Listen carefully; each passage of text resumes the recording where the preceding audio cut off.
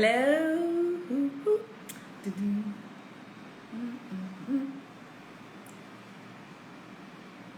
Hi everyone. Hello, Afyong Enobong. Hello, Fosho. How are you? Hi, Sarah. Good evening, everyone. Thank you for joining me today. My apologies, had some technical issues with connecting, but we're all set now and there will be no more technical issues in Jesus' name. So we are ready to get started. Today is Sunday, October 11th. Yeah. How's everyone doing? Hi, Della. Welcome back.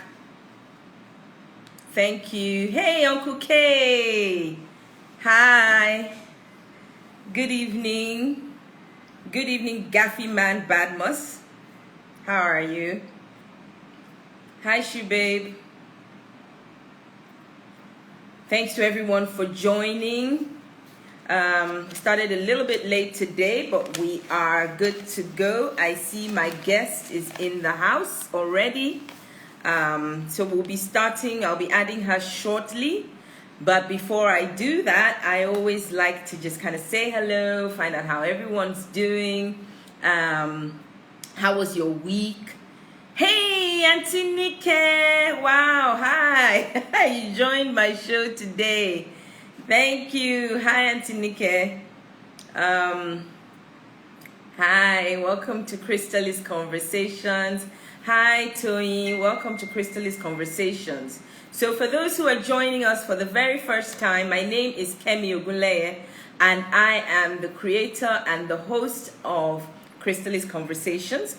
Crystalist is a platform. It's more than just this show. It is a platform. It's a community of women, and like I always like to say, a few good men as well, who are on a journey to becoming our best selves. I really do believe that the more we share our stories, the more we speak our truths, the more we're able to encourage each other, help each other, support each other, and you never know, just liberate somebody. I always say that a lot of people are literally dying in silence.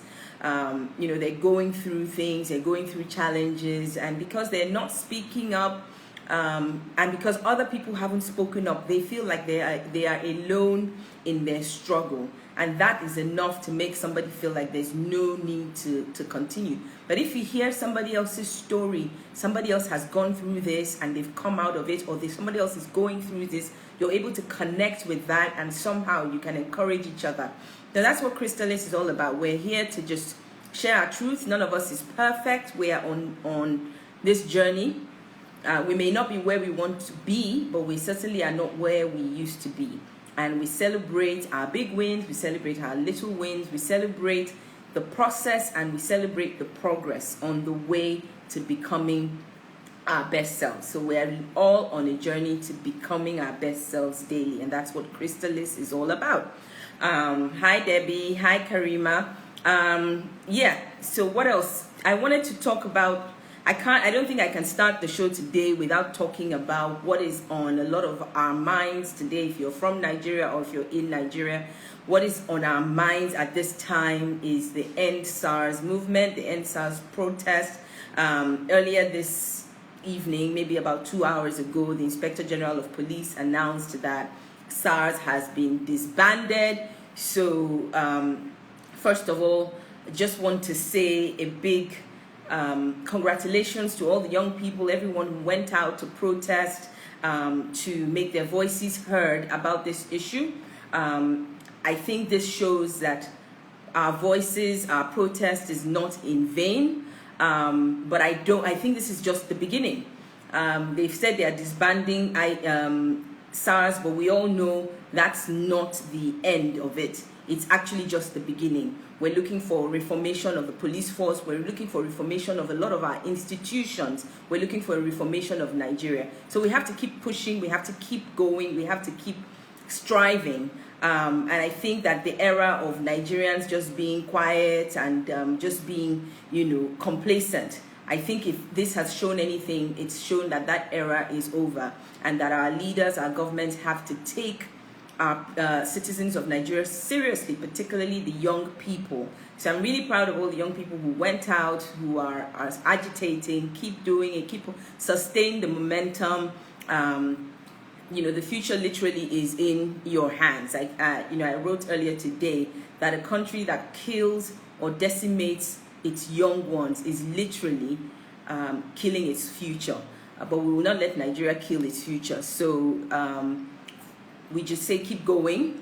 NSAS is the beginning of a movement, and that movement will not be silenced. So sustain the momentum and keep the pressure up. So on that note, we move to the topic of today. Before I go into today's topic, I just want to thank our sponsor for this particular episode, Melia by Jade. She's giving away a 15,000 Naira gift voucher to one lucky crystallizer today. Crystallizers are members of the Crystalist community. One lucky crystallizer is going to get a 15,000 Naira gift voucher from Melia by Jade. Melia by Jade makes fantastic ready-to-wear pieces for the modern and trendy woman. I have one of Melia by Jade blouse right now. Yep. So our winner will probably be able to use her voucher to get something like this. It's actually a two-piece. I wish I could show you the whole thing, but I can't. But yeah. So we'll be announcing the winner of that giveaway later on in the episode. So stay tuned for that announcement. So now into the show. This is October. October is Breast Cancer Awareness Month. Ladies, if you haven't got your mammogram done this year, if you haven't had a breast examination done this year, please schedule an appointment, go and get it done. It is literally a matter of life and death. Oncologists will tell you that early detection saves lives. So please, whatever it is that you're doing this week, can you schedule a mammogram? Can you schedule a breast exam? Prioritize. One thing that we women don't do very well is prioritizing ourselves, prioritizing our health, but we need to do better in that area. The Lakeshore, I don't know, wherever you are in the world, I'm sure there's a clinic somewhere where you can go and get a mammogram and a breast examination done. But if you're in Lagos, the Lakeshore Cancer Center here in Lagos is offering for this month only, for the month of October only, a clinical breast exam and mammogram for just 9,500 Naira. Just 9,500 Naira. You can go into the Lakeshore Cancer Center. It's a world-class cancer center right here in Lagos, and they will do your mammogram for you. They will give you your results. They will analyze the results for you. Do everything in this one-stop facility. The website is www.lakeshorecancercenter.org.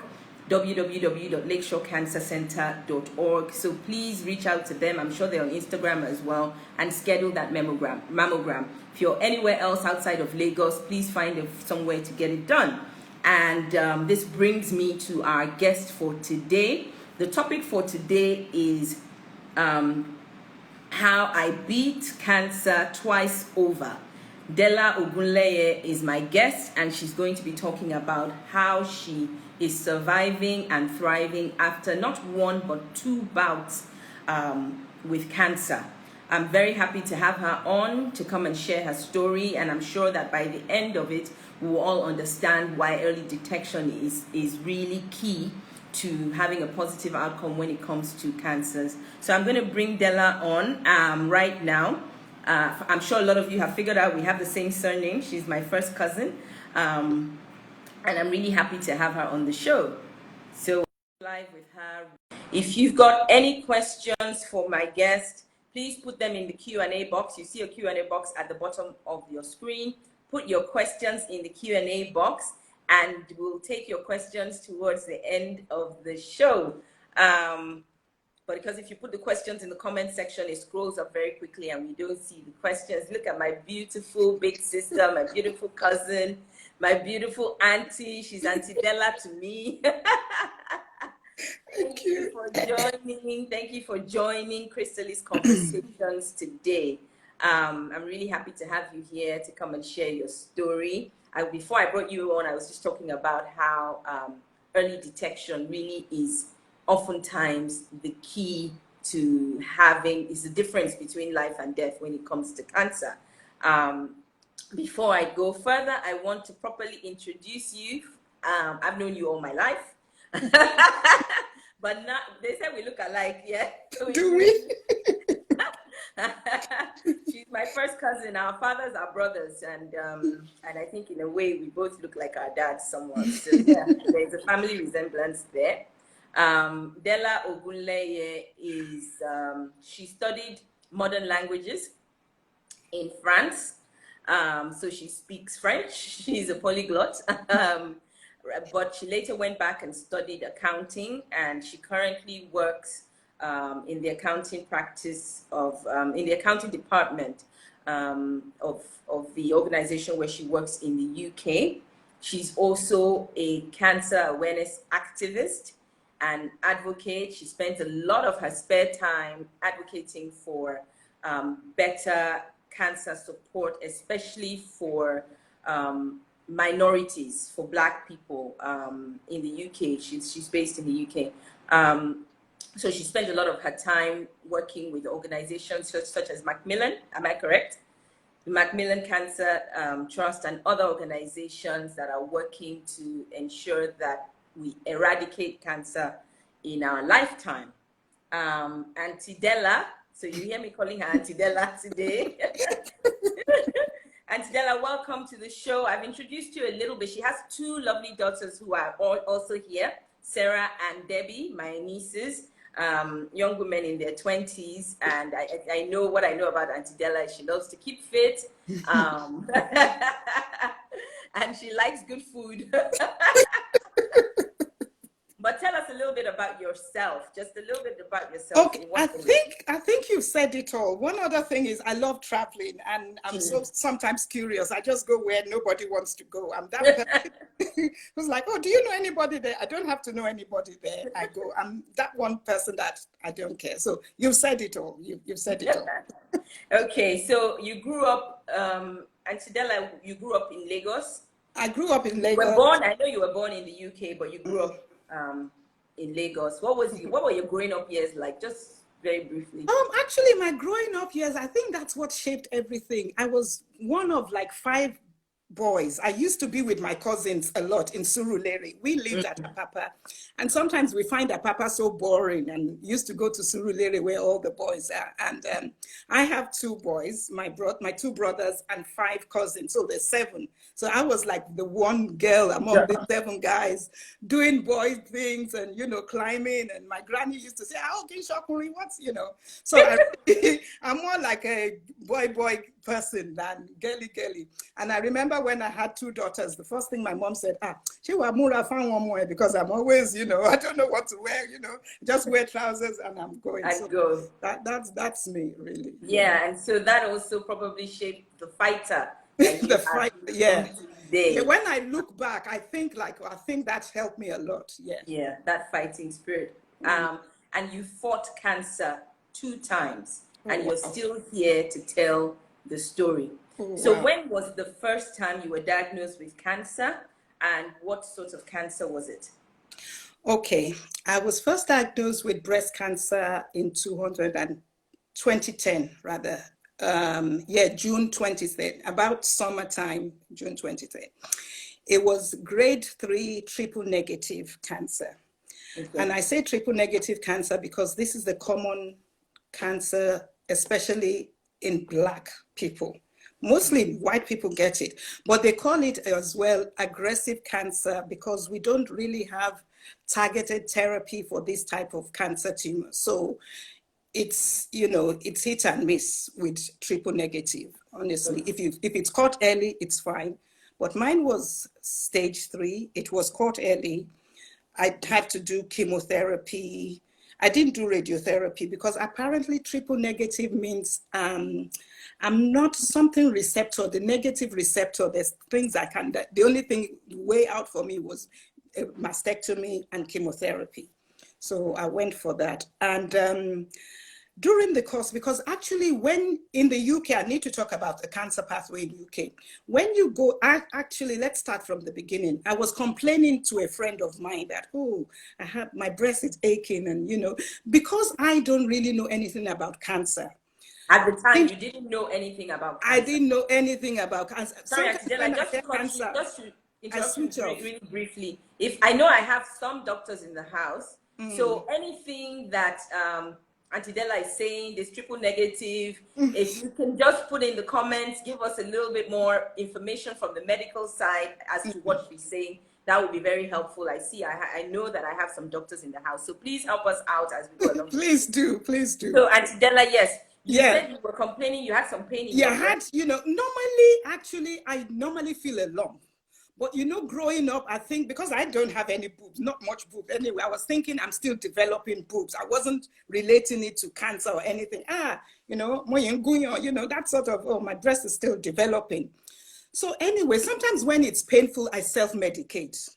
All along, maybe in my teens, in my 20s, I self-medicate. Honestly, I've been having this painful breast since you were a teenager. Yes. Wow. And, and it's one of these, you don't talk, because I didn't know what to talk about. I was just thinking, I kept it to myself, like you initially said, we always keep these things to ourselves. So one day I was just standing, talking to them. The pain was this was 2010. The pain was becoming too much for me. I couldn't bear it. Sometimes I sleep with a pillow. This was how painful it was. So I was just talking to a friend. I said, she said, anyway, go and see your GP. But now, because she's a medical doctor as well, she now said she knew in her head it could be breast cancer, but she didn't tell me. Right. But because I didn't know anything, naively, I went to my GP, that's what it's all about. And the GP now referred me to a specialist where they do all the mammogram, the biopsy and things. And then I think that's when the penny started dropping that, hey, it could be what I don't think it will be. And so I used to be in a support, like a Bible group with all white women. And sometimes when they're going on about cancer, I just switch up. So I told a lady in church that, oh, I need to go and do this. And she said, oh, she'll come with me. I'm like, what's the force? Why do you want to? I wasn't thinking, honestly. Anyway, we got there. I did my test. Actually, she came with me for the result. So they said they'll call me. I went back about 2 weeks' time and she came with me.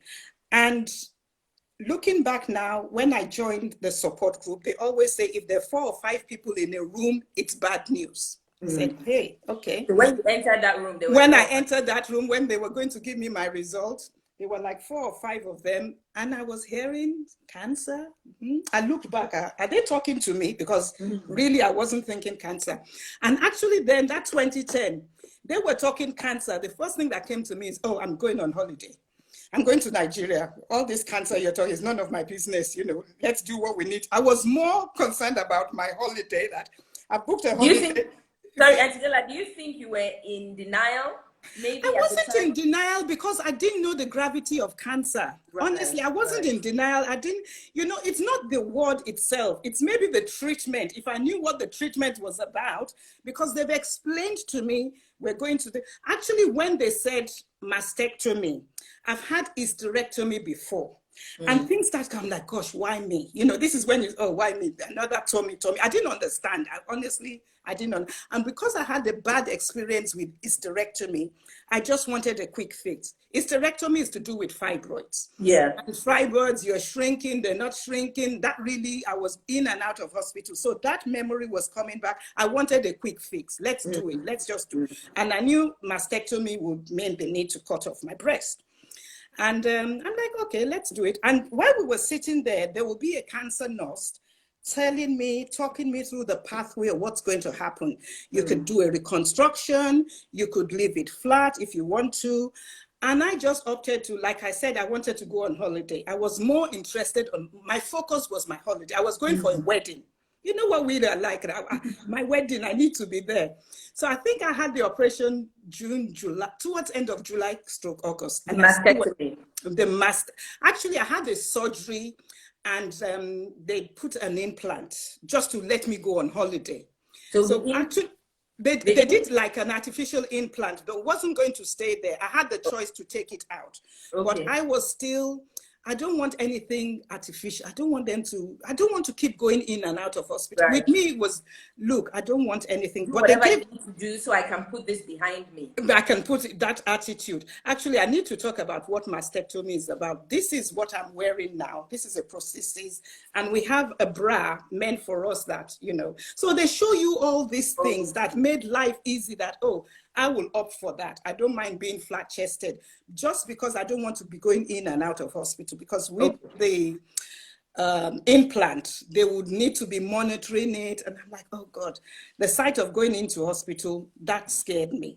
So I opted, let's do mastectomy. Mastectomy, okay. So somebody, doctor in the house says triple negative means that none of the cells have receptors that will respond to hormonal treatment. That's it. Yeah, so they had to go an aggressive route for you, mastectomy and chemotherapy. Chemotherapy. Is the mastectomy come first and then the chemo after that? No, actually, as I said, I wanted to go to Nigeria. The implant came, and I said, look, I need to go. But I came to start my chemotherapy in September, as soon as I came back from holiday. It's something because they said, oh, we need to do this. We don't want it to spread.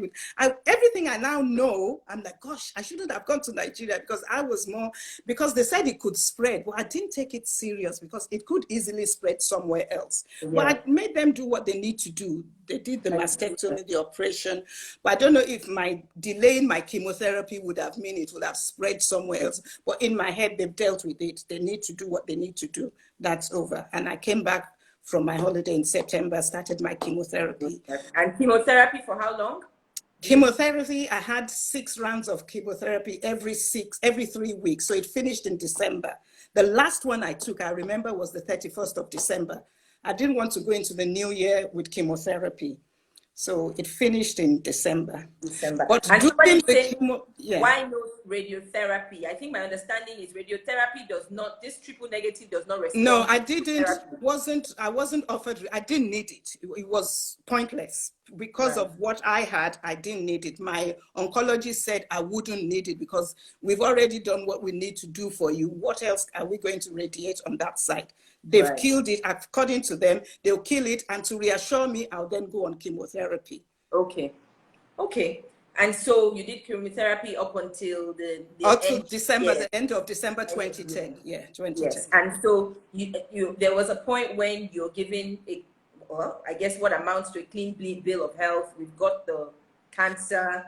Actually, with cancer, now they come out and say, we really can't say you're free. You never know. And I don't know. Because actually, I might have to jump to where we're going to later on. Yeah, don't let's jump. Let's jump. Exactly. If they get me a clean number 2, I just wanted to establish that breast cancer was, at that point, it's the doctors have okay, we've taken care of this breast. Taken care of. You're no longer having chemotherapy. Probably some drugs you have to take, but I didn't take. That's why I couldn't take tamoxifen, because it wouldn't have any effect on me. Okay. Some people get tamoxifen if their receptor is positive, but mine was negative. I couldn't. It won't work on me. Again, doctors in the house, all these things, please help us. help us. I know. Better. But I know post your treatment, you then became very involved that's when you really first became very involved with cancer advocacy and awareness, especially in minority communities, as it affects minority communities. You went into this, like you've said, being very ignorant about cancer, whether it even affects Black people. Is it white people's disease? It's not really something that you felt would ever affect you. But having gone through the experience of breast cancer, you came out with a different mindset. Why did you feel that it was important for you to get involved in advocacy? I think the first thing was when I was told again by my breast cancer nurse, join a support group. Another thing I was, what support group? Okay, I found one and I got there, and I'm one of these people, I want to see someone like me. I really want to, because all the bad news I hear of cancer is, oh, they've died. And in my head, I think, oh, has everybody that Black had cancer, they died, where are they? Because each time I go, it's all about. Because when you go to the cancer support group, you didn't see any black people? I didn't see any black person. I did not see any black person. It even went to an extent that Macmillan gave me a grant to set up a support group for black people. And I think they realized that, ooh, there's something missing here. We're not catering for black people. And because we don't talk about cancer, because they came to tell me and said, oh, it's not, you know, we don't. I said, no, you're even getting it wrong. I don't see me represented in any of the information, the leaflets, anything. I don't see anything about black having cancer. And then they're like, oh yeah, the pennies was dropping that. Oh yeah, she's right. Even when you see an advert on telly, all you see is white. And that's why I just, it's nothing to do with me. It's all these white people. Right. So it gave me that, okay, let me go and see what they do in this support group. So I go there and, you know, I always, because I want to see, like, if somebody had showed me how a mastectomy would be on a black person, all this information, I didn't have it. So I have to, everything you so, and Della, sorry again, you just showed us a prosthetic breast. Yeah. When you were first given a prosthetic breast, was it your skin tone? It wasn't. It wasn't. That is another story. I Is came to Nigeria to discover there are for black people, because when I started doing this cancer advocacy, I met a lady that works in cancer awareness with COPE.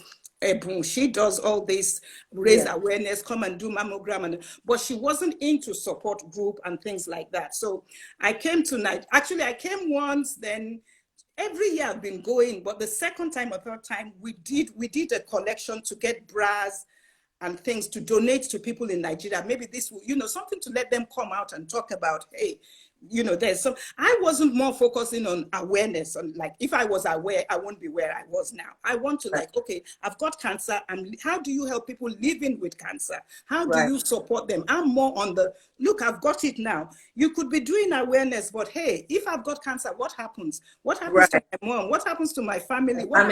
How do I empower people to say, hey, look, I can live with it. There's a different thing, you having cancer and people around you, because they have this perception of, oh, cancer, CD, death, you die, that's it. But I was like, oh, we can live with cancer if you get X, Y, Z support. So I was more on raising awareness for support group, join a support group. To me, a support group is where I go and refill. It's like, hey, other people are there. If you don't die, or if you didn't die, I won't die. I have this mindset of, hey, you survive, I will survive. But that's what I wanted to see, more black people, which I wasn't seeing. But that was 10 years ago. Things are getting better. We have support group. There's a lady doing Black Women Rising and things. So it's getting better. But 10 years ago, it wasn't there. And it's really because, again, to emphasize the need to have more people speaking up, the support groups like you're talking about, more people advocating, is why in the last 10 years it's gotten better, and why we need to continue to push for black people to speak up for us as a community. You know, in Nigeria, if we don't even speak up, the NHS, like, sorry to say NHS, or the medical people won't even cater for us, because we're not, if there's no, how would they know there's a problem if you don't come out and say, hey, I'm black, I've got cancer too, cater for me. So that was that attitude of, I've got cancer too, you know, because in some of the, what do you call it? Not an agency, it's called Look Good, Feel Better. Most of the makeup, it's for makeup for black people, for everyone that's got cancer. And you go in sometimes, most of the products are dominant white people, because we don't come out, we don't come and say, like, you know what our culture is, don't tell anybody. Yeah, exactly. You know the impact of that, don't tell anybody, you're not helping anybody, because the medical people won't support you because they don't know your pain. Know you exist. You don't even know you exist, because and I hear people saying, oh, by the time your people present, it's too late, because we're keeping, oh, don't tell anybody. Oh. Right. And I'm saying, you're not telling everybody, you're telling the medical people, you're going out for support. It's not me coming to tell someone who hasn't had cancer. I go and look, I Google, I'm like, oh, who is a black person that has cancer? I want, most of the time I go on Facebook to look for someone who's had cancer like me, to help me. I need help, you know, to help me, to support me through this journey, to work with me. It's a lonely journey. Cancer is not an easy, you know, piece of cake. Absolutely. And you said something very key now that I want to pick up on. You said that, you know, the medical professionals in the UK where you live say by the time your people, like black people, people from our community present, it's often too late. which brings me to my next question, especially as we are in the month of October. What are some of the things, symptoms that we as women need to look out for, that if you see this symptom, run to you, apart from the just going to get your mammograms regularly and all of that? What are the symptoms that that if you see them, you should run straight to your doctor? What are some symptoms? I think there is a lot. Mine started with a lump. It was painful. And actually, it's a good thing you asked that question, because when I went to my GP, she said, oh, cancer is, it's not painful. But those were my symptoms. So symptoms are different. I can't say my symptoms was this, it was painful, it was achy. I know the other one is fine, completely fine, because recently I had a mammogram. But this one was seriously painful. Even when I was breastfeeding, I could tell, like, hey, I was even joking to my daughter today. She said, why do you call me Bukola? I said, oh, you know, God added to my wealth. She said, oh, that's why I like money, something. So we were I said, but you eat a lot, so I need money to feed you. But she was the one that really, so, you know, those are the symptoms. But I wasn't, it was just, I was thinking I'm breastfeeding, it's painful, all these things. And sometimes people get, I don't know, milk from the breast. There's all sorts, but this is the only one. Exactly. Mine was painful. And like I said, I just self-medicate, and I wasn't thinking it was cancer. But anything that's abnormal, go check it up. Anything. If you wake up today and you're like, oh, I didn't sleep like this in the past 2 weeks or 3 weeks, go and check it up. Anything. They even say, because even sometimes they don't know all the symptoms. That will bring us again to another. They don't know all the symptoms. And by the time we share all our stories, different symptoms will come out. Oh, and I've sat with some professionals that say, oh, I learn more from my patient than reading from the book. Because, you know, all these books were written in those days, but some people said, oh, cancer only affects older people. But now we see younger people. A lady doing Black Women Rising started because she was young when she had cancer. She was in her 30s. And you'll expect people to have cancer in their 50s, in their 60s. So things are changing. And what I had 10 years ago, I don't know what's going on currently. Okay, that's a good point. Another good point you raised is that it's not a one size fits all, but anything that for you is abnormal should trigger a visit to your doctor. Definitely. Pain in the breast, you're not meant to be feeling pain in your breast. So if you're feeling pain in your breast, go see your doctor. If you feel a lump, go see your doctor. If there's any discharge, go see your doctor. Anything that is not normal, just don't keep quiet. Don't keep quiet. Yes. I was quiet. I didn't know what to look out for. Now we're talking about, even sometimes when they say come and talk about breast, I said, oh, everybody should know now. They're talking because people are now talking. It's out there. So we should know, you know, don't just, like you said, women, we don't want to, I can't be bothered, you know, but please go. Be bothered. Please be bothered. Some of the doctors are saying inflammatory breast cancer is a rare form that presents with pain. So that's one form of cancer. More commonly, breast cancer presents as a painless lump. Exactly. So, and mine was painful. More common. Another doctor says bloody nipple, other symptoms to look out for: bloody nipple discharge, changes on the breast, inverted nipple, painful or painless lump, any lump or bump in your armpit area, just go and see a doctor. I think what is coming out here is, first of all, prioritize your health and your wellness, have regular checkups, and also don't diminish your pain. We should know our bodies. We should be familiar with our bodies. We know what is an aberration for us, that this is not me. Some people, for example, when you ask doctors about bowel movements, they always tell you, you know, bowel movement, for some people, is if you have a bowel movement every day, that's normal for you. If you don't have a bowel movement for 3 days and that's your normal thing, then that's fine. What you need to look out for is anything that is a deviation from what is normal. But if you don't know yourself, if you don't observe yourself, know your body. It's your body. You're the only person that will know your body. That's what I'm learning in my later lives now. Yes. So, you know, we've talked about support groups and all of that, and how that was very helpful for you. You are a strong advocate of support groups for people going through cancer. You know, what were some of the other things that you would say helped you to stay positive as you were going through your cancer treatment the first time? You see, the first time I was told to go for counseling, and I thought, oh, you know, Africans, we're strong. We think, counseling, there's nothing wrong with me. What's wrong with me? But I didn't know I would need counseling. You know what? I could talk more about cancer than the depression I went through. That depression came, okay, now you've finished your treatment, you've done it all. You now sit down, oh, I've had cancer.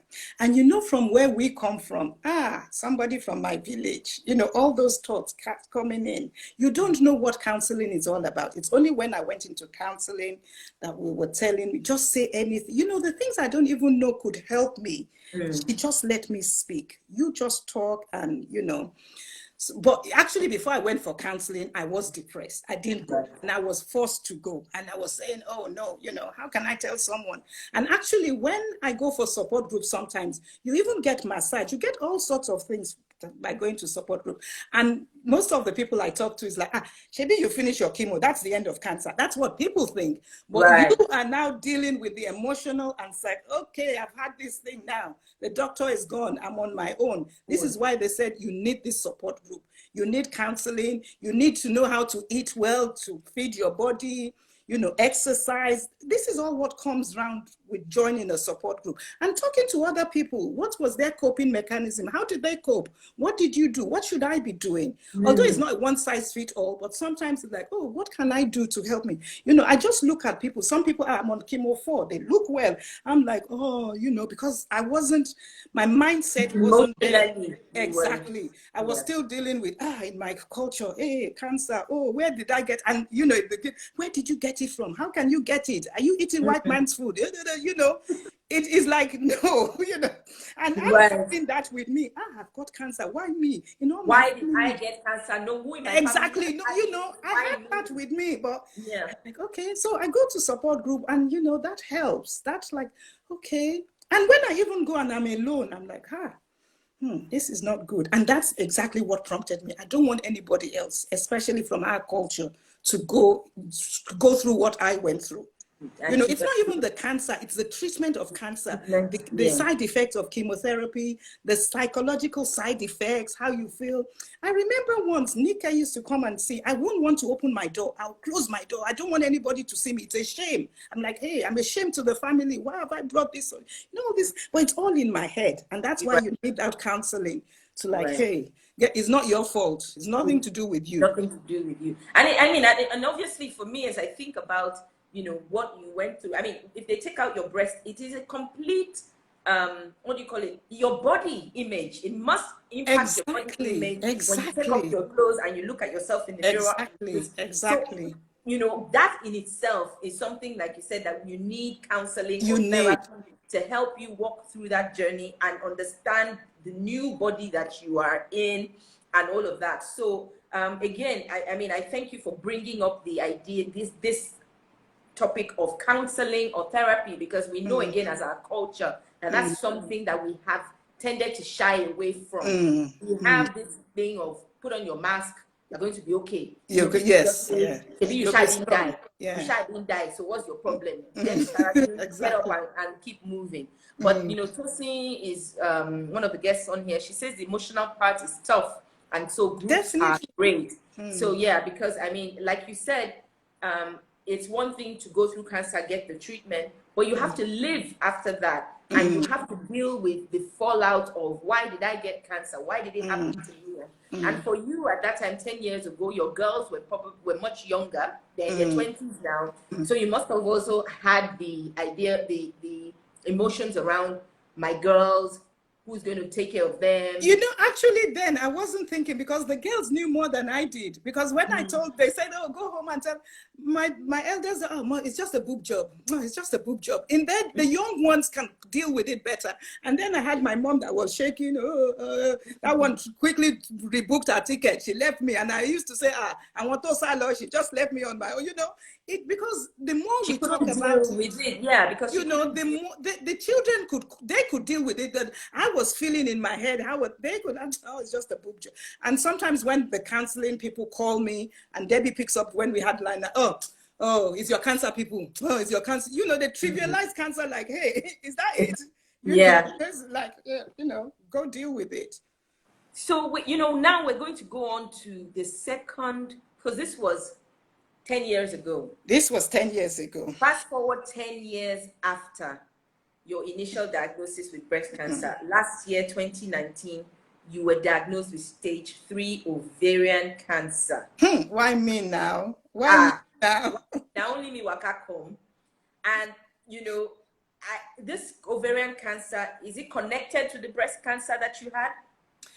Thank you for asking that question. Okay, 10 years ago, if I'd had a test called, or something, a gene mutation to find out if I was carrying any gene or something, I could only relate to, everybody knows Angela Jolie's situation that, oh, a sister and mom had cancer and she wanted to avoid that. She had a preventative surgery to take, was it her breast or something? Those are the things I don't read about until I had breast cancer.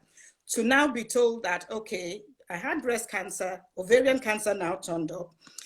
Before, you know, the symptoms, we need to talk about the symptoms. I did this time last year in October, I went to Nigeria actually doing breast cancer awareness, but all along the summer months, I had all this not feeling well, bloated, and trust my big girl upstairs because she said, mommy, you eat too much, look at your stomach. And I think again, oh, maybe I was eating the wrong food. I'm not. Honestly, I was completely I was like, I was pregnant. I looked so pregnant. But again, I wasn't thinking cancer because I'm done with cancer. That's it. And if at all cancer was going to metastasize, it might be the other breast. The other breast. But honestly, I was, and then, okay, I went, even while I was unwell, I went to Nigeria. This Nigeria self, me, I always come in there. Okay, I sat in the plane. I couldn't even eat. I love eating. I couldn't eat. I wasn't, on my birthday on the 26th last year, I was telling, they took me out for, I couldn't eat. All along, I was carrying this along. But anyway, I went to my GP. Having these symptoms of, you know, constipation, bloat. Constipation, couldn't eat, tired. One Nigeria I went that was just sleeping. And I was thinking, oh, maybe I've overworked. As always, you always think it's you. I've done something. Let me rest. But it was swelling. Well, I was just thinking. How long would you say you'd had the symptoms? Let's say about around summertime, August, September towards October.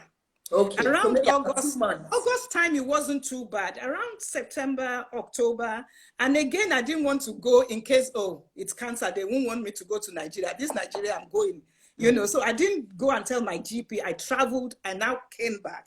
That's when I started to go to, you know, get some medical attention or professional attention. And the professional attention I wanted was quick fix. Just tell me what's wrong, what's going on. Okay, and this is another mistake. My doctor said, oh, you're constipated. Oh, drink prune juice. Buy Gaviscon. It's nothing to do with what is wrong with me. I think it was by doing a blood test that we now picked up it could be ovarian cancer. They do a special CA125. I bet the doctors in the house know what CA125 is. This is how they know the level of, I don't know what they know, but if it's too high. So doctors in the house tell us the blood test checks what the level of hormones or whatever is. Is there something in the blood it detects that lets doctors know that? Something like, anyway. So I sat in my office that Friday. I had to do this blood test on a Wednesday, and I sat in my office on Friday. And my GP called A&E, go to A&E. We need you to go to A&E. I'm like, what's A&E? What now? Honestly, as usual. And then that Christmas, we were planning to take my mom to go on holiday.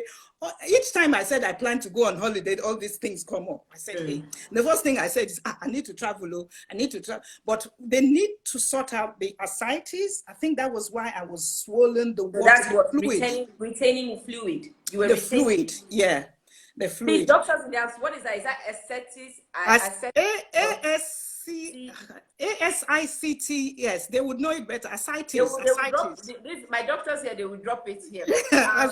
You know, we're going to talk about the BRCA gene. People are putting it in the comments because Auntie Della did the test and she was positive for this BRCA2 gene. BRCA2, yeah. And then you could get, you're prone to have breast and ovarian cancer. But they didn't tell me that 10 years ago. I found out later they had to do the test. So yeah. Okay. If I had known 10 years ago that I could have requested for this test, we would have prevented the ovarian cancer. But hey, So, like and because always, you even had a hysterectomy, and I had hysterectomy, but they didn't take out my they did take ovaries out the ovaries. So because I if was they under had a known, they could certain have, age. yes, You you have were, to, I because you was were still under younger. 50. Yeah. Yeah, I was under 50. So I've had a, you know, my cousin used to make one year, that, hey, you woman, you've donated all your body parts. Everything's gone to the NHS. Your ovary, your this, your that. Anyway, well, okay, ovarian cancer came. And another thing, even the medics sometimes don't know how to break the news. So I knew, okay, I was just saying, okay, what's it? Is it cancer? Is it cancer? And I think with ovarian cancer, it's difficult to detect because any gynae cancer, they can't say if it's bowel cancer, if it's colon Cancer. You know, it's all in there. And I, as always, I just tell me, I want to know. And I was actually, when I got all this news, I was still hiding.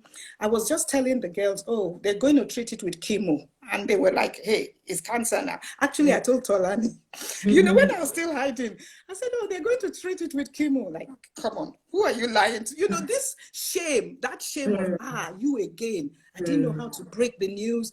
I was like, how can I now? Hey, Kilo Day, is it only you? Why? This time round, I was like, okay. So I had to take it in first before I can deal with anybody like, hey, you know, she's had cancer again. And then we didn't know the meaning. I was even saying, oh, my cancer came back.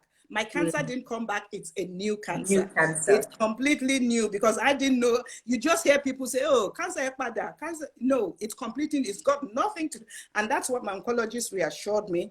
And one other thing is, I think they check liver, bones, and everything to make sure it hasn't spread anywhere. So sometimes you dance for joy, and even in the midst of that, hey, you've got cancer. So there was no, what the doctors would call metastasis. Something. It hadn't metastasized. It's always difficult for me to say that word. And I just try to shy away from it. And that's important because, I mean, my mom died 22 years ago. She died of cancer, but when she was diagnosed, it was stage 4 cancer of unknown primary, which meant that it had spread so far that they couldn't really tell where it started. So it was either, they said it was either colon, the primary was either colon or ovarian. But I really remember this from 22 years ago, that it was cancer of unknown primary. It had metastasized, it was stage 4, it had gone everywhere. So again, even from back then, I picked up the importance of early detection, because if my mom had been treated early, she had presented early, the outcome may have been different. I also remember that my mother managed constipation for as long as I can remember. She was always, this prune juice that you are talking about, this, you know, she was always taking something. That was the first time I had prune juice. I don't even know. She was always taking something for, she was always constipated. She had difficulty, you know, she was always, her tummy was distended, and this must have been going on for years. So by the time she finally went to the doctor, it was too late. So, you know, we can't emphasize it enough. Going early, yeah.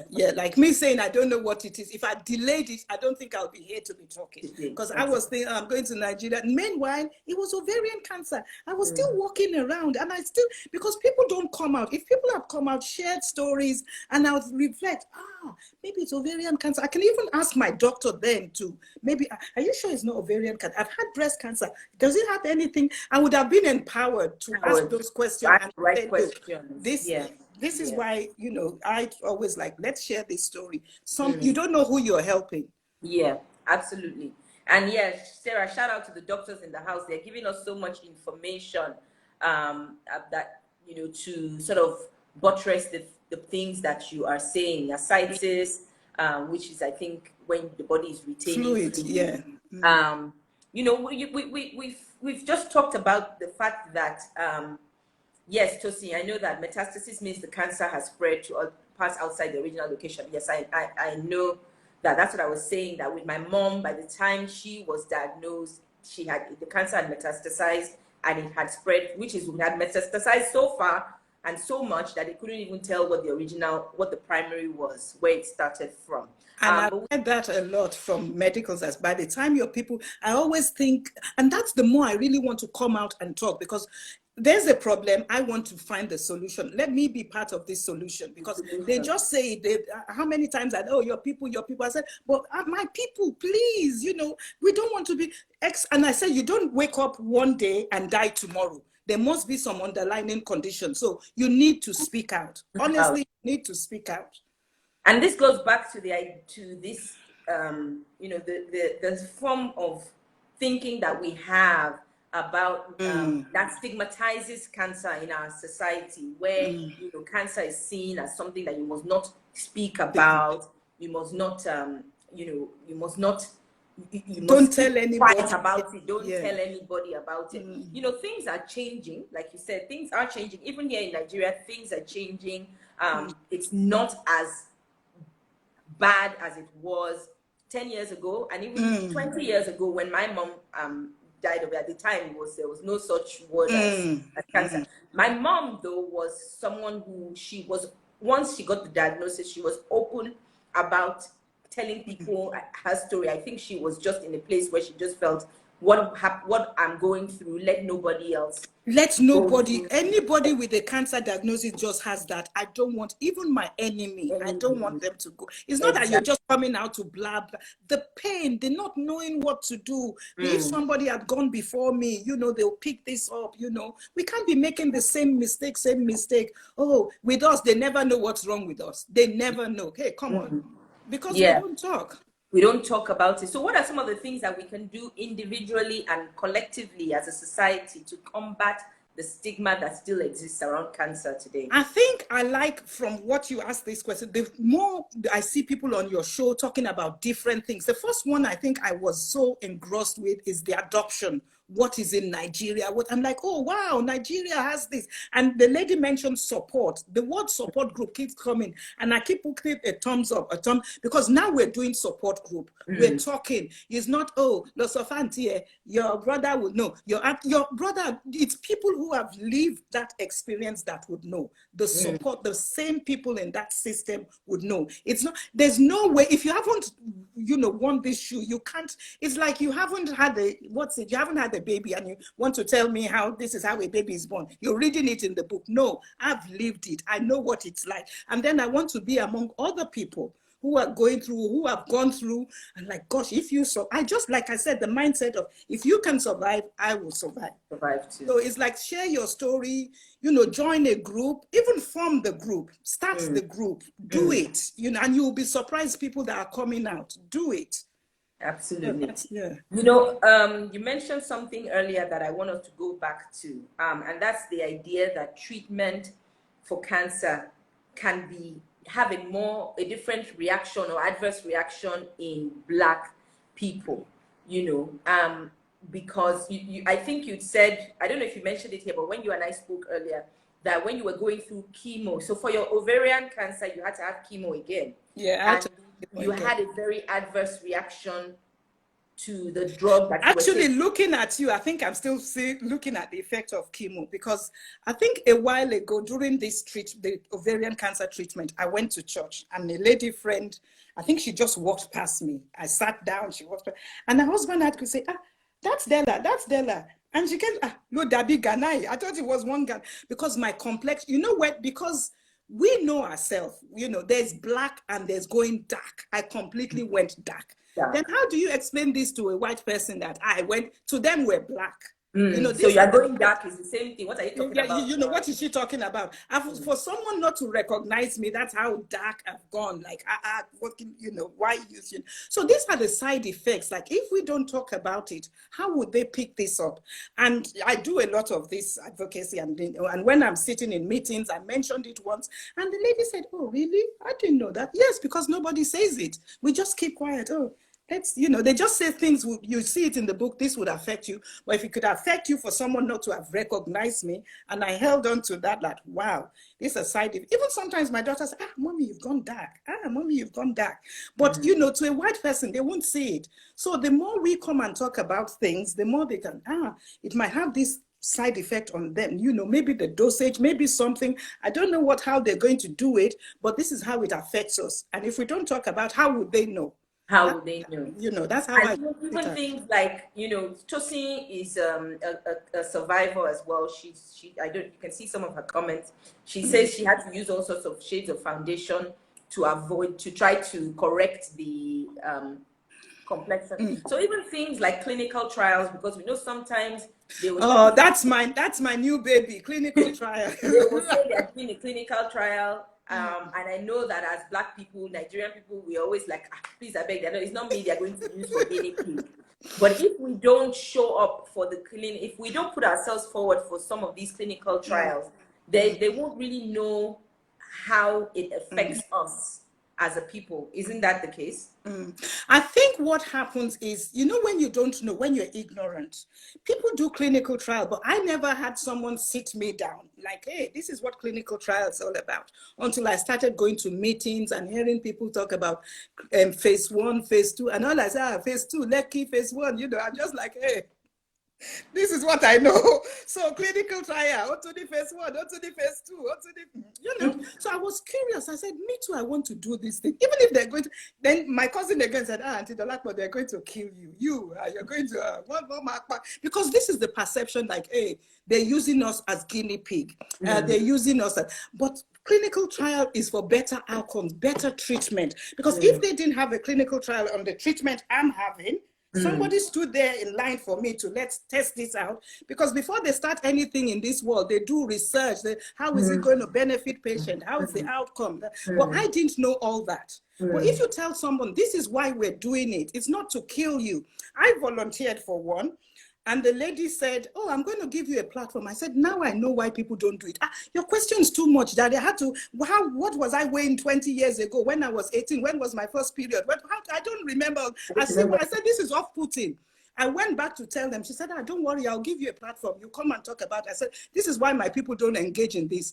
I saw a letter. They said, do you want to be? I said, yes, I want to. You know, I just was curious to say, what is all this about?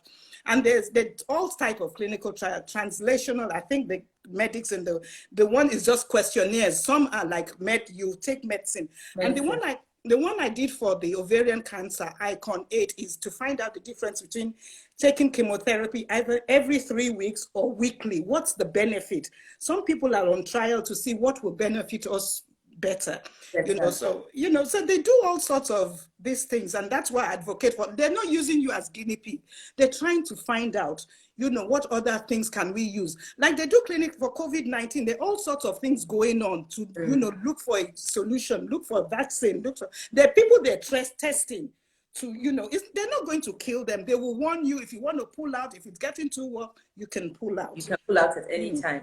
And Dr. Ruka, who's on, says trials have to follow the law of medicine. First, do no harm.